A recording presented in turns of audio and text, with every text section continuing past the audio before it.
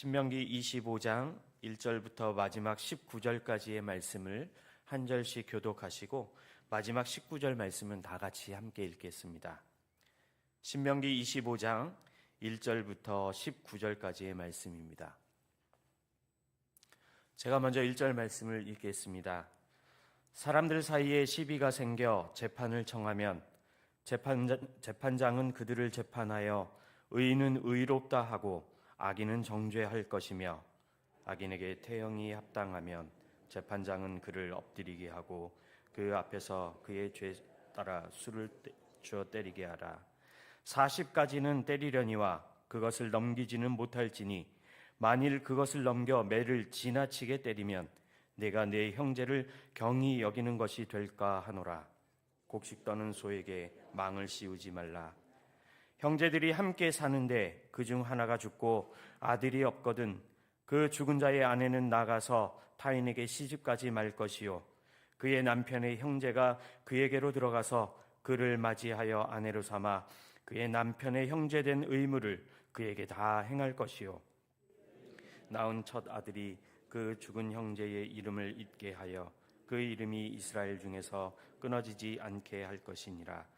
그러나 그 사람이 만일 그 형제의 아내 맞이하기를 즐겨하지 아니하면 그 형제의 아내는 그 성문으로 장로들에게로 나아가서 말하기를, 내 남편의 형제가 그의 형제의 이름을 이스라엘 중에 잊기를 싫어하여 남편의 형제된 의무를 내게 행하지 아니하나이다 할 것이요, 그 성읍 장로들은 그를 불러다가 말할 것이며, 그가 이미 정한 뜻대로 말하기를, 내가 그 여자를 맞이하기를 즐겨하지 아니하노라 하면 그의 형제의 아내가 장로들 앞에서 그에게 나아가서 그의 발에서 신을 벗기고 그의 얼굴에 침을 뱉으며 이르기를, 그의 형제의 집을 세우기를 즐겨 아니하는 자에게는 이같이 할 것이라 하고 이스라엘 중에서 그의 이름을 신 벗김 받은 자의 집이라 부를 것이니라.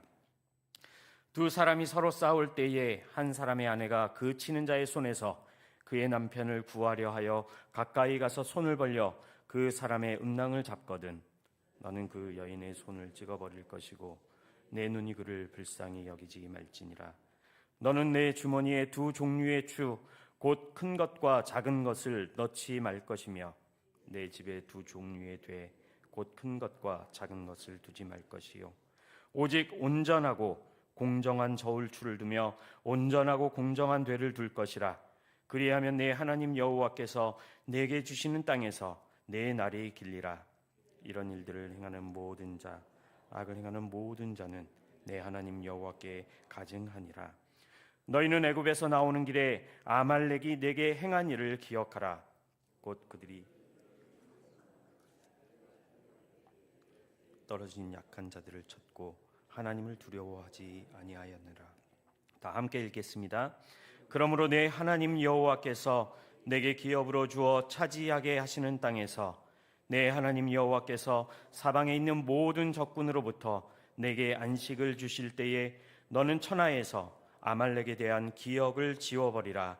너는 잊지 말지니라. 아멘. 할렐루야. 4월 10일 수요일 새벽 기도에 나오신 여러분을 주님의 이름으로 환영하고 축복합니다. 오늘은 특별히 국회의원 선거가 있는 날이기도 합니다.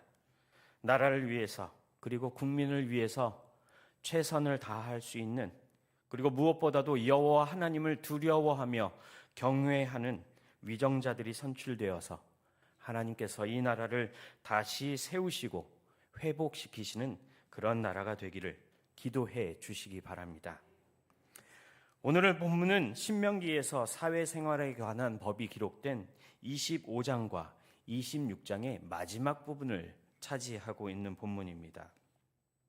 특별히 앞부분인 24장까지의 내용을 살펴보면 출애굽기나 레위기에서 이미 언급되고 있는 부분이나 또 반복된 부분, 재해석되어 있는 부분이 기록되어 있다고 한다면 오늘 25장에 나타난 본문의 규례들은 거의 처음 언급되고 있는 부분들이 기록되어 있습니다. 그리고 고대 근동에서 사용되던 관습을 율법화하였다는 특징을 가지고 있는 본문이 오늘 저와 여러분이 읽은 신명기 25장의 말씀입니다. 이는 무엇보다 당시에 당연히 받아들였던 관습과는 다른 것이었고, 이는 이스라엘 공동체가 어디에도 치우치지 않는 공정한 사회가 되는데 중요한 역할을 작용을 했던 그런 본문이라 말할 수 있을 것입니다. 그렇다면 과연 공정하다라는 것은 무엇을 의미할까요? 공정이라는 것은 공평하다, 올바르다라는 의미를 가지고 있습니다. 그래서 비슷한 말로 공평, 균등, 그리고 정의로 사전은 말하고 있습니다. 오늘 본문을 통해서 우리가 살아가는 사회에 과연 공정한 사회로 만들기 위하여 필요한 규례들은 무엇이 있는지 살펴보기를 원합니다. 먼저 공정한 사회는 이스라엘 공동체뿐만 아니라 오늘 살아가는 그리스도인들과 그리스도인이 아닌 모든 사람들에게 반드시 필요한 것이지요. 공정한 사회는 오직 하나님을 사랑하며 타인의 권리를 존중하는 사람들이 모여 살아갈 때에 비로소 가능하게 된다는 것입니다. 따라서 일방적으로 누군가에게 종속되는 법을 정하는 것이 아니라 서로 각자의 다른 형편과 다른 처지에 있는 사람들, 그들을 각각의 형편대로 배려하며 돌보는 데 목적을 가지고 법을 제정해야 한다는 것입니다. 특별히 이런 내용을 가지고 오늘 본문 전반부에서는 죄를 범한 죄인들을 처벌하는 법에 대한 기록을 하고 있지요. 이 법은 오래전부터 시행되어 왔던 법입니다. 그리고 반드시 선과 악을 분별하여서 악인은 처벌하고 또 억울한 이들은 구제해야 하는 공정한 재판이 진행되었던 것입니다. 그런데 오늘 본문에서는 죄를 지었다고 해서 무조건 처벌해서는 안 되는 것과 또한 너무 과한 처벌도 안 된다라고 기록하고 있습니다. 다시 말하자면 공정하고 의로운 재판을 통해 재판관이 유죄 여부를 확인한 후에 죄인에게 형벌의 종류를 결정을 하고 시행하라라는 말씀인 것이며, 이 말씀을 통해서도 우리는 하나님의 자비하심, 하나님의 사랑을, 하나님의 마음을 찾아볼 수 있는 부분이기도 합니다. 특별히 오늘 본문에서는 형 집행에 관하여 언급하고 있는데, 그 형벌 중에 만약 죄인에게 태형이라는 형벌이 결정된다면 죄의 경중에 따라 재판관이 입회한 후에 형을 집행하되 집행은 40대 이상은 금해야 한다라고 명령하고 있습니다. 정확하게 말하면 오늘 본문 3절 전반부의 말씀에 보시면 40까지는 때리려니와 그것을 넘기지는 못할지니라고 기록하고 있습니다. 하나님은 범법자가 천히 여김을 받는 것을 경계하셨던 것입니다. 법은 공의를 세우는 측면에 있어서 반드시 실행되어야 하는 것이지만 궁극적으로 범죄자가 죄를 뉘우치고 또 사회에 복귀해서 공동체와 조화로운 삶을 살 수 있도록 돕는 역할도 역시 감당해야 한다는 것을 밝히고 있는 것이며, 이것이 하나님의 백성들을 향한 하나님의 뜻과 하나님의 계획, 그리고 하나님의 마음을 살펴볼 수 있는 본문이기도 합니다. 특별히 신약시대에 들어와서 바울의 고생담을 기록했던 본문 고린도후서 11장 24절에서는 바울이 자신의 고생담을 이렇게 이야기합니다. 유대인들에게 40에서 하나 감한 매를 5번이나 맞았다라고 기록하고 있지요. 분명히 이 본문은 신명기 본문에서 오늘 저와 여러분이 읽은 본문 가운데 언급하고 있는 태형에 관한 하나님의 명령, 즉 하나님께서 명령하신 법을 따라 신약 시대까지 와서도 계속해서 집행되고 있었음을 알려주시고 있는 말씀이기도 합니다. 우리는 여기에서 더욱 하나님의 자비하심을 깨달을 수가 있지요. 하나님은 자비의 하나님이십니다. 그리고 하나님 자비의 대상은 모든 사람이며 여기에 예외인 사람은 단 한 사람도 없다라는 것입니다. 심지어 그가 죄를 지은 죄인이더라도 말입니다. 죄인이더라도 하나님의 자비하심, 그 대상이 될 수 있다라는 것을 기억하시기 바랍니다. 이는 하나님께서는 철저하게 죄인일지라도 그의 생명은 귀한 것이다. 그리고 나는 그의 생명을 보호해 주는 자비의 하나님이다라는 사실을 오늘 본문을 통해서 저와 여러분에게도 후대들에게도 알려주시고 있는 것입니다. 오늘 살아가는 저와 여러분도 마찬가지입니다. 하나님께서 약자들을 보호해 주시고 자비를 베풀어 주신 것처럼 저와 여러분도 우리 주변에 연약한 영혼들, 또 도움을 청하는 그러한 영혼들을 돌보아야 하는 것입니다. 오늘이라는 시간을 우리에게 주셨습니다. 우리 주변의 연약한 영혼들을 향해, 특별히 예수 그리스도의 사랑을 가지고 그들을 향해 한 걸음 한 걸음 용기 있게 다가가실 수 있는 저와 여러분이 되기를 소망합니다. 그리고 그들에게 필요한 것들을 공급해 주시는 저와 여러분이 되기를 소망합니다. 계속해서 오늘 하나님의 관심은 백성들에게만 있었던 것이 아니라 백성들에게 속한 짐승들에까지도 하나님의 관심은 있었다라는 것을 본문을 통해 알려주시고 있습니다. 오늘 본문 4절에서는 아무리 주인의 뜻을 따라 일하는 짐승일지라도 그 수고한 대가를 반드시 받아야 하는 것이 당연하다라고 기록하고 있지요. 4절에 일을 하는 소의 입에 망을 씌우지 말라는 것은 무엇을 의미하는 것일까요? 탈곡 작업에 동원된 소가 작업을 하는 도중에 땅바닥에 떨어져 있는 곡식을 먹는 것, 이것은 당연히 용납되어야 한다라는 것입니다. 이는 곧 인간과 동물과의 관계뿐만 아니라 인간과 인간과의 사이에서도 마찬가지라는 것이지요. 고용주가 일꾼을 고용하면 그 일꾼은 수고와 봉사에 대한 대가를 반드시 받아야 하는 것이고, 그와 동시에 고용주는 인격적인 대우를 그들에게 행해야 한다는 것입니다. 이는 하나님의 자비하심이 하나님께서 창조하신 모든 피조물에게 미치고 있다라는 사실을 저와 여러분에게 밝히 보여주시는 말씀입니다.